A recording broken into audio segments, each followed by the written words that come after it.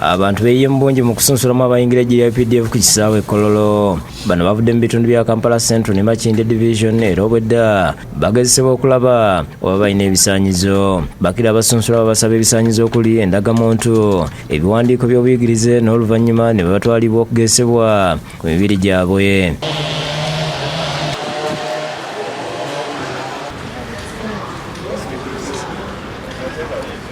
Bano bawandiisiddwa ku lupapula olwalaga nga bebasunsuddwa naye nga beetaaga abantu abayita okubala ne sciences nga baagala abasinye ey'okuna ng'ate emyaka bali wakati wa 18 na 22. Tujja kuba nga tutwala ku interviews endala tulabe oyina original senior force certificate, balabe bulamu bwo oli mulwadde oba toli mulwadde, ate balabe waayita okubala oba olukubala n'Olungereza twabiyita. Babaddusiza emisinde mu bunabyalo nga badduse kilomita 5 era balabiddwako nga batuluka entuuyo.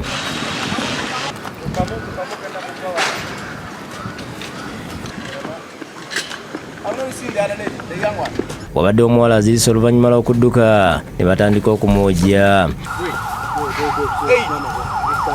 Amaliriza okudduka bakozesezza dduyiro olwo ne bakamuka entuuyo n'oluvannyuma ne batwalibwa ku medical okulaba obulwadde n'obulamu bwabwe.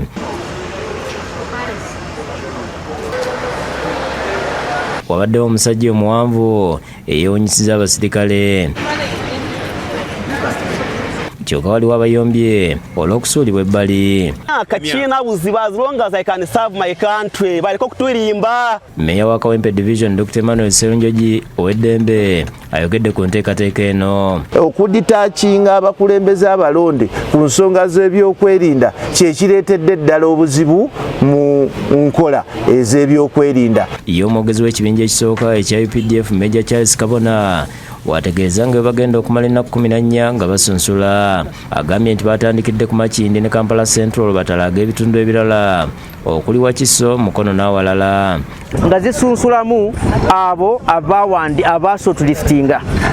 Kati olwaleero ffe tiimu yaffe tiimu 2 eri wano Kololo. Ategeeza nti omuntu gwe baagala alina okubeera Munnayuganda ate ng'alina empisa ennungi n'ebirala. Twagala omuntu abeenendanga muntu kubanga gana magye ga ggwanga. Twagala bachelors wano mu magye ga infantry.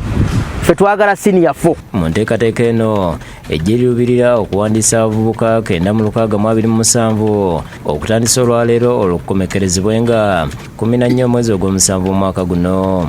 Abubatuusa yakusakidde gweno ku Lwabukedde TV.